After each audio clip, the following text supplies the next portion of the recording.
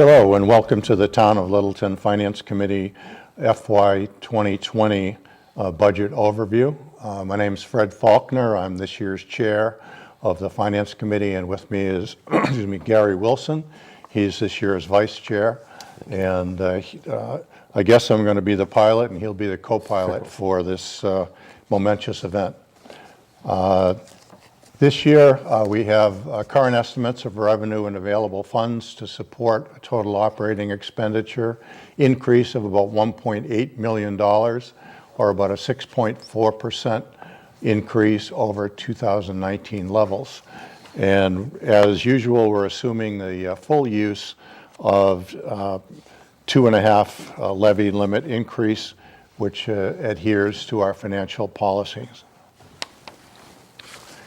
One thing I would like to talk to this year is the trends in new growth levels. As you can see on this slide, from FY17, 18, 19, and 20, we've gone from 1.9 million to 1.2 to 1.8. This coming year is down to 800,000. And the finance team has estimated we will be going down to around 600,000 next year. Whether that's ultra conservative or not, we don't really know. But even if we flatten out around 800,000, it will put more stress on the budget process over the next year or two. The new growth impacts by fiscal year, just wanted to show, as everybody has seen around town, we've had quite an increase not only in the commercial and industrial base, but in the residential base.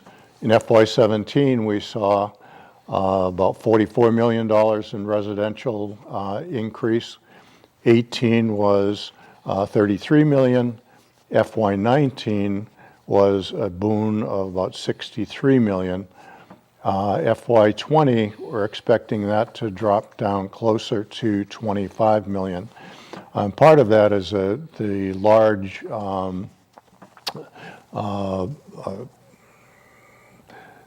large projects, Durkee Farm, I think it's Pollard Road, and the Cooper Farm. Those projects are beginning to wind down, and we've already enjoyed the growth that has come from those three major projects in town. Again, on the commercial side, a big piece of that in 17 and 18, we had we had FIBA come in, we had Potpourri come in, and certainly a big contributor to those numbers were the Point and Sam Parks project. Again, those are basically coming to an end, and we don't see any other major projects coming down the pipe over the next year or two. Fred, if I could interject. Yep. Just when we're talking specifically about new growth, what is that identified as? It's more than just a new house being built. When will it actually hit the books where we would see a new growth appear on our slide for that current year? Okay, well, the residential growth comes when is recognized when the developer receives basically an occupancy permit for the property when it's saleable, and then when it's sold, the value is recognized at that point. On the commercial side, it's a number of different things. It's a building, it's the equipment that goes inside the building. It could be the old Middlesex company may bring in a fleet of new trucks, and that would be new equipment, new personal property. So that's basically where that comes in. And if it's on the books for 12/31, then it's recognized for the next year. Okay, so this is something that gets very hard to predict, especially with the commercial The residential piece, we know when a developer has purchased land that there's probably going to be some growth there. Where we run into, I guess, some of the inability to really predict forward, and that's why the numbers can be very conservative, is because we don't particularly know where the growth is going to take place in the commercial sector unless, there's a lot of factors that come into play there with different businesses moving into town, businesses moving out of town, and how much money they're willing to spend. All right. Although the FY20 number at 800,000, we're reasonably confident in. Because the assessors have gone back and actually pushed that number up a little bit. So they believe that they've removed some of the conservatism that they put in their forecast. So pretty confident in the next years. In the FY20, FY21 is a bit of a crapshoot. Okay. Yep. Great. And the next slide is the FY2020 appropriation summary. The major things here are the town operating budgets are increasing by about $528,000, about 5.8%. The school appropriation is increasing by $1.3 million, or about 6%, it's a little more than 6%. Their reserve spending is going down by about $600,000, and we're replacing that $600,000 with tax revenue. The tech school is actually going down a little bit, about $30,000, and that is related to the number of kids that we have in the school. So we're, it goes up and down depending on the population. The other numbers are relatively small. Employee benefits are up about 2.3%. Part of the reason that that's not going up more is that we have zero increase in headcount for next year in both the town side and the schools. If we were adding more people, then that number would go up more. So there are no staffing increases, as I said, in either the town side or the school department next year. And in the town side, there is a full year impact of the facilities director, which does add $50,000 in the town side spending. But that's a position that's been open for half a year now, and hopefully will be filling in the not too distant future. Just as a reminder, we already budgeted for that in I believe it was the 2018 town meeting, right. Correct? Okay. Yep. Okay, the next slide just shows the current number of full-time equivalent employees. All town departments add up to about 138 people. Light departments, about 32.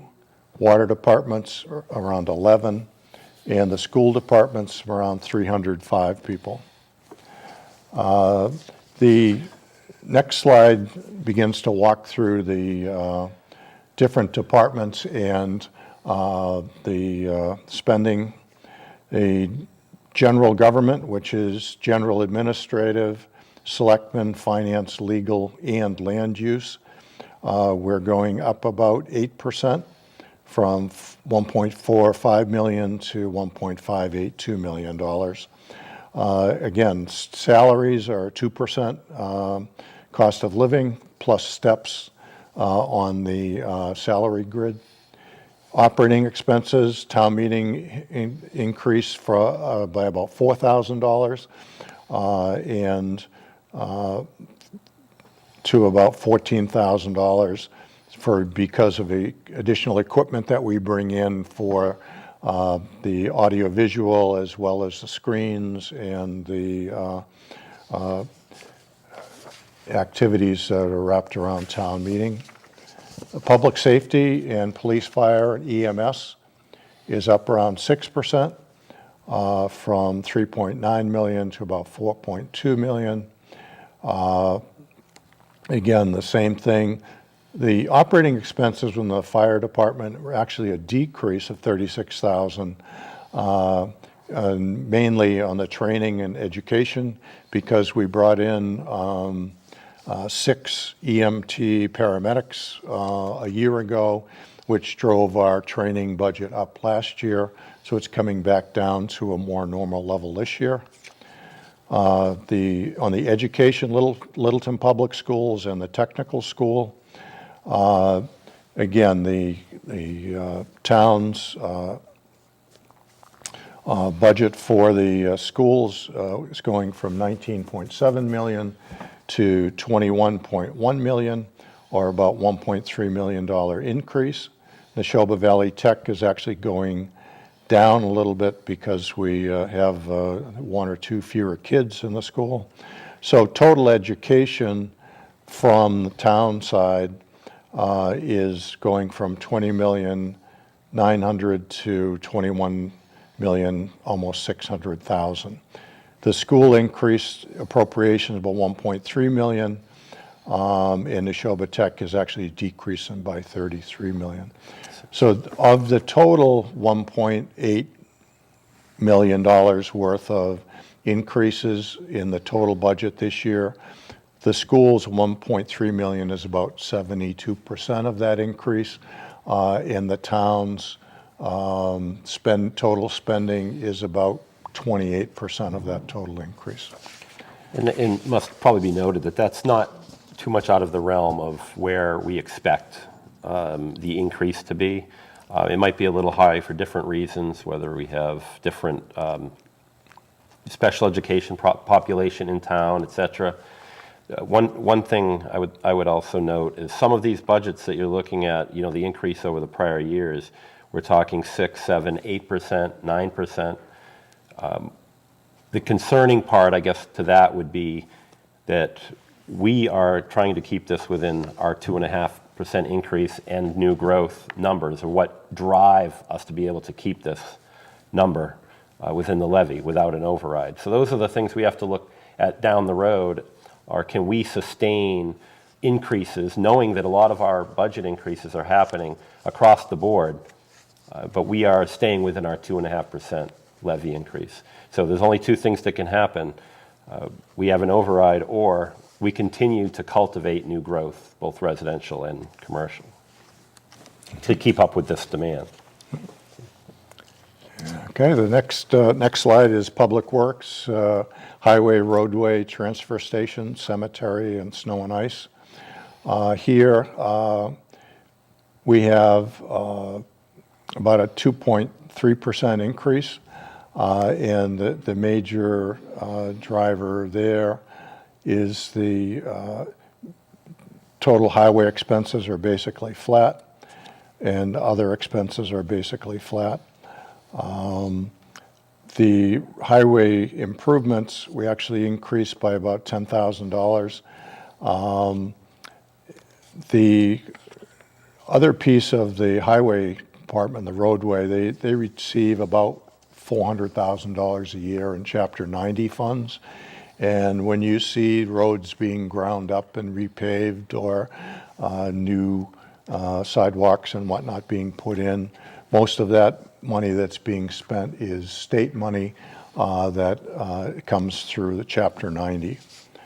The Health and Human Services is about a 3% increase. Again, the difference between the 2% COLA and the increased salaries is when people get promotions or they move up a step on the grid, that's additive to the 2% COLA.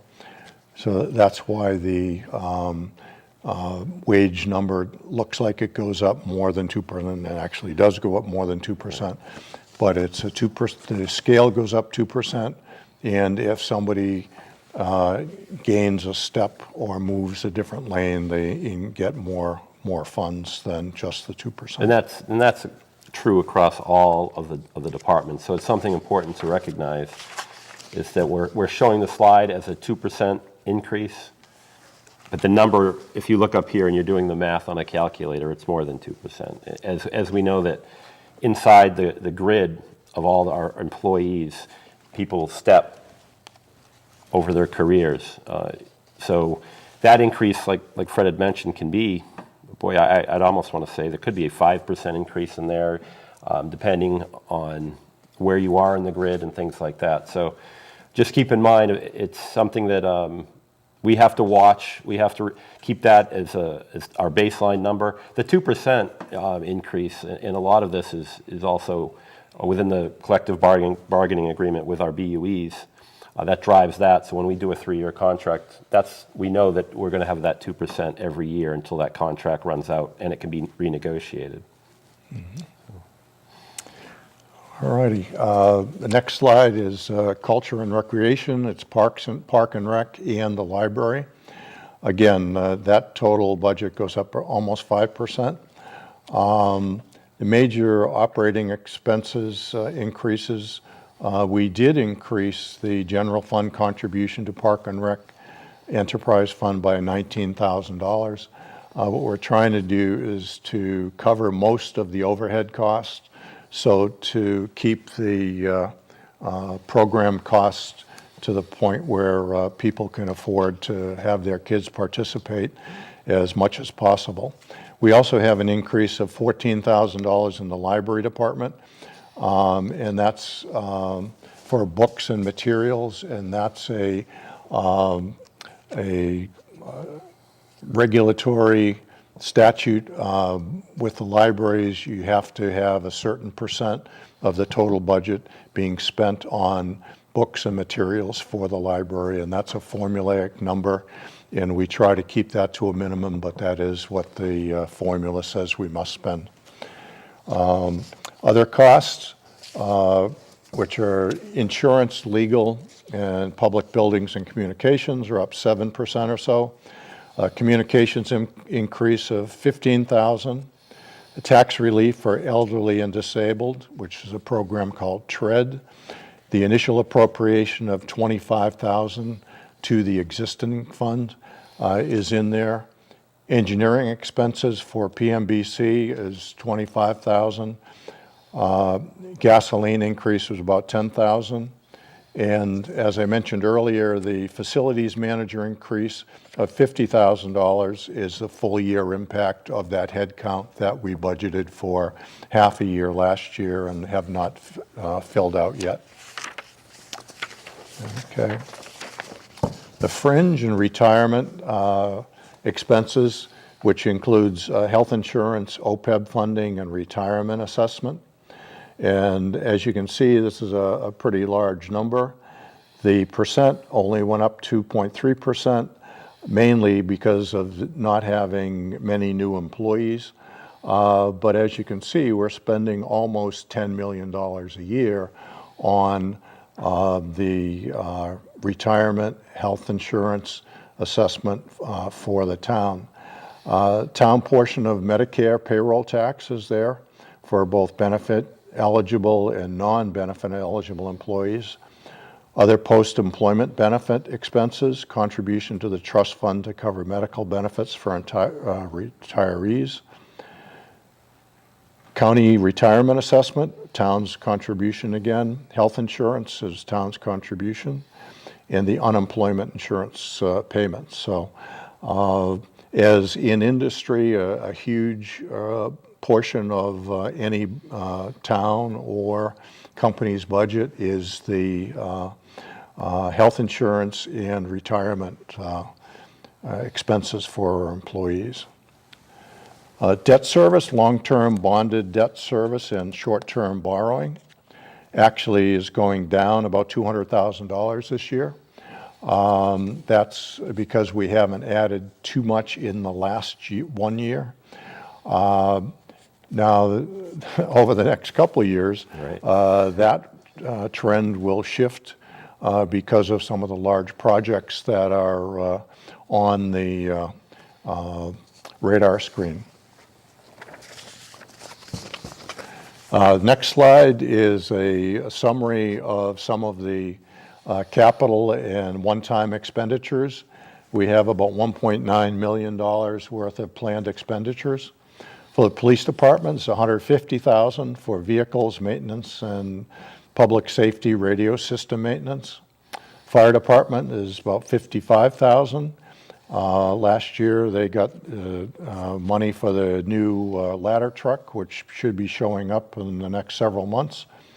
But the $55,000 is for major equipment repairs, protective clothing, and hose replacement. A lot of the hose that they have is aging and leaking and whatnot, so it's time to replace that. The DPW, Highway and Parks, was $700,000 this year.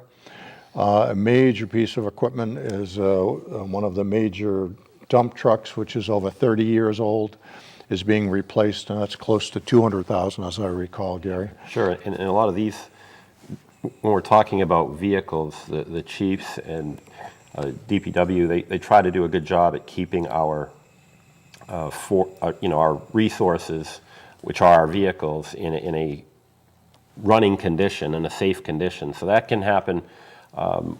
Each individual department has a cycle that they go through on when vehicles should be replaced. And obviously, the police department, for one, has to be a little bit more aggressive with their schedule.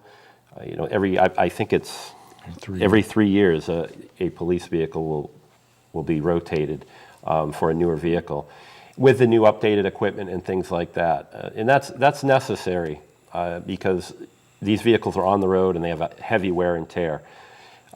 Each department has their own cycle like that. We try to break it out like that so that it doesn't all hit at once. We're not replacing our entire fleet every 1 or 2 years. We just stretch it out over several years, and that way it's a little bit easier to manage. Mm-hmm. Thank you. And let's see, back on DPW, Highway and Parks, you see this school sidewalk replacement.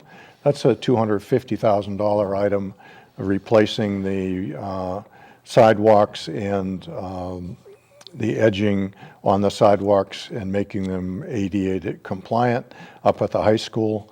And then there's a couple of mowers and some vehicle repairs in the schools. As we've done the last several years, we've funded technology and resource materials out of the capital budget rather than the school operating budget. I think there's two around $100,000 items in there. One is for computers, the other's for training materials. And the high school telephone system is being replaced from a security standpoint. Cemetery is a mower replacement. Park and Rec is $50,000 for repairs and maintenance, and that's not only for the fields, but for the Castle in the Trees playground and some of the other parks that they take care of. Facilities and infrastructure, which is mostly flows through the PMBC, is almost $700,000. It's for various projects for town-owned facilities. Space needs study. There's $140,000, I think, in there for stormwater permit for Mill Pond and Lake Mattawanakee projects and master plan implementation. So, but most of those projects flow through PMBC. And we apologize for a few of the spelling mistakes I see on this slide. The numbers are correct, however. It's all Gary's fault. It probably is. It wasn't me. It'd be more if it was me. Other annual town meeting topics. Article 5 is Debt Exclusion Stabilization Fund withdrawal of $295,000. And we've been able to do this the last couple years, and we are applying this against the FY2020 excluded debt payment to reduce the tax impact of the debt that's outside 2.5. This $295,000 equates to about 15 cents on the tax rate for each taxpayer, each residential and each industrial taxpayer.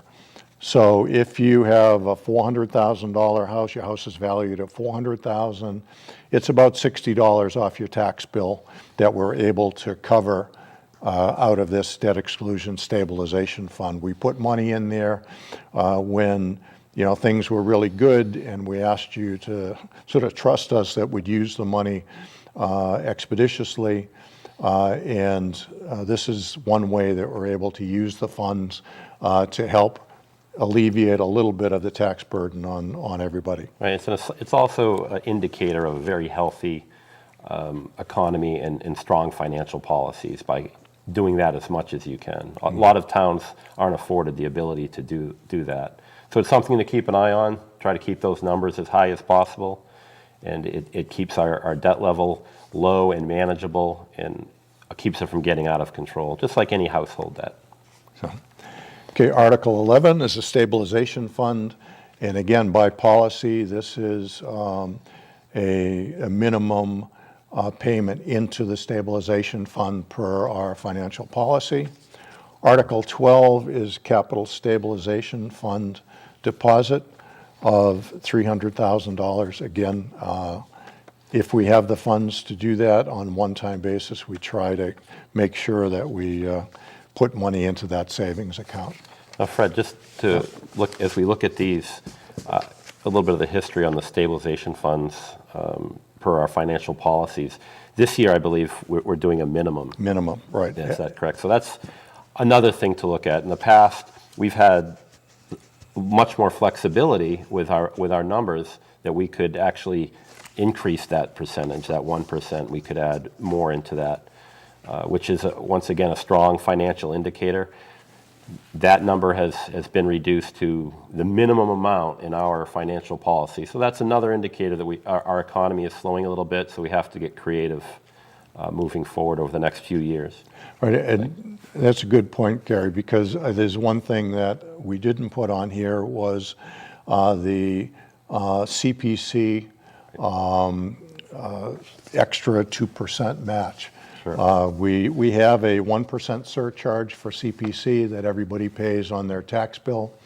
Over the last 4 or 5 years, we've been able to augment that with incremental funds, and that for the last couple of years has been to around $500,000 or $600,000 a year that we've been able to put into CPC to get more state matching funds. We don't have those funds this year to do that. So all that will be going into CPC is around the $250,000 or $60,000, which is the 1% surcharge on everybody's tax. So to Gary's point, things are beginning to get a little tighter, where we don't have the ability to take advantage of some of the financial benefits of CPC that we've been able to take advantage of in the last 4 or 5 years. So that's one thing you'll see in town meeting when a CPC article comes up. We did not note that here, but that is a case. Okay. Let's see, special town meeting topics. Article 5 is the library project design of $1.5 million borrowing. This funds the beginning of the final design of the new library.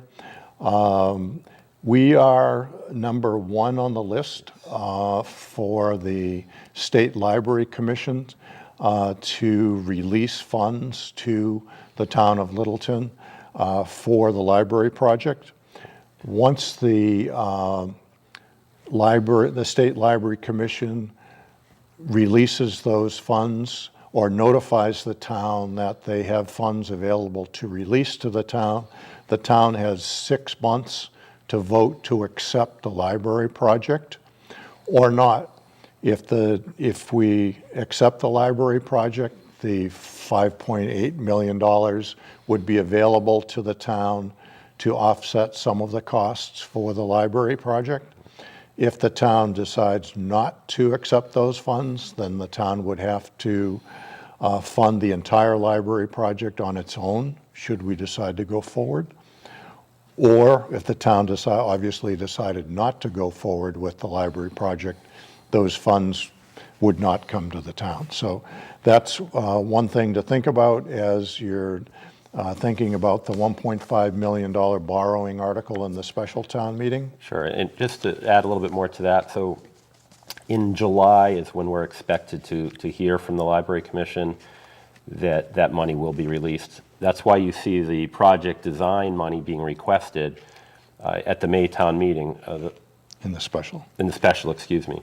This is going to allow us to start the design knowing that in the fall town meeting, we will be able to move forward with another article which would request the remaining money for the complete building of the project. So this is we're being proactive here by getting the design money out front, finding out that'll lock in much more, if you will, solid numbers. I would hope so, yep.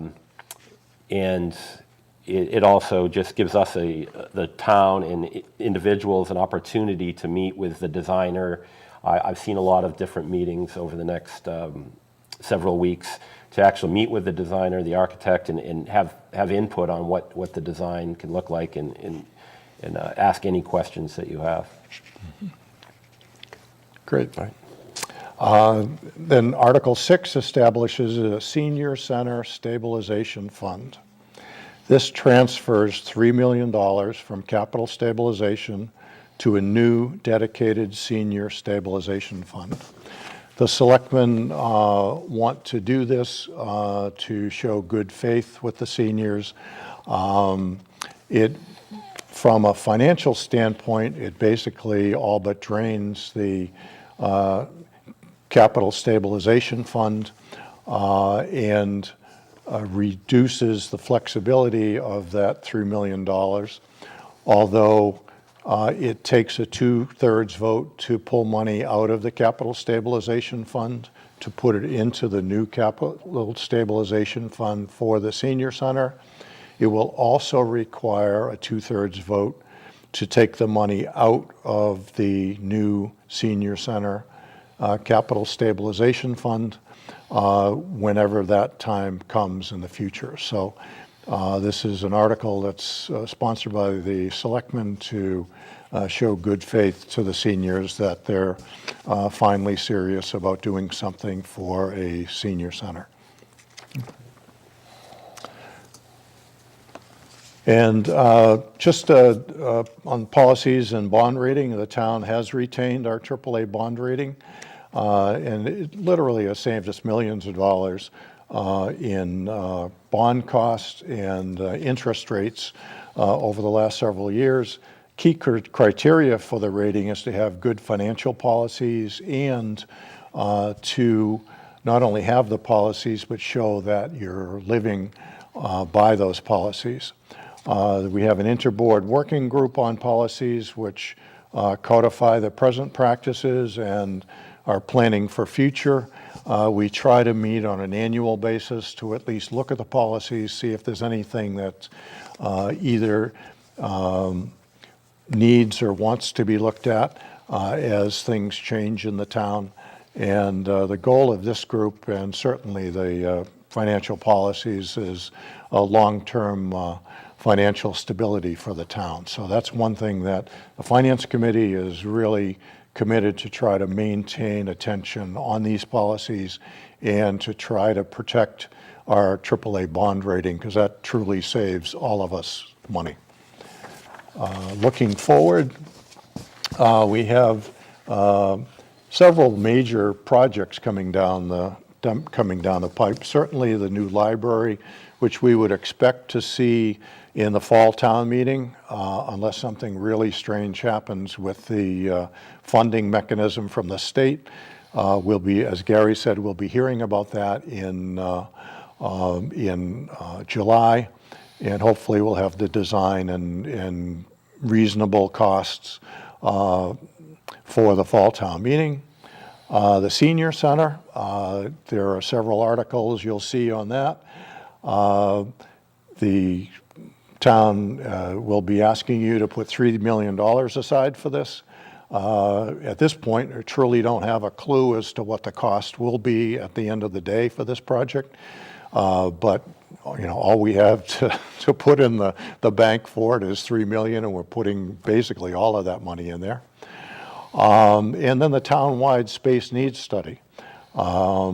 If the library goes through and the library moves out of the town hall, if the senior center goes through and the senior COA moves out of town hall, what do we do with the vacant space that we have? And how do we best use it? That's going to cost money. Don't have a clue as to what that is at this point. Whether we do renovations on the existing space or whether, we do new space for town hall. In any event, it's another project and it's bigger than a bread box. So we just wanted to put it out there so people are aware that it's not just a new library, it's not just a senior center. There is a town-wide space needs study going on, and keep tuned for future news on that. The municipal sewer project is expected for fall town meeting. And again, the town is the biggest user of the system in phase 1 and maybe even phase 2.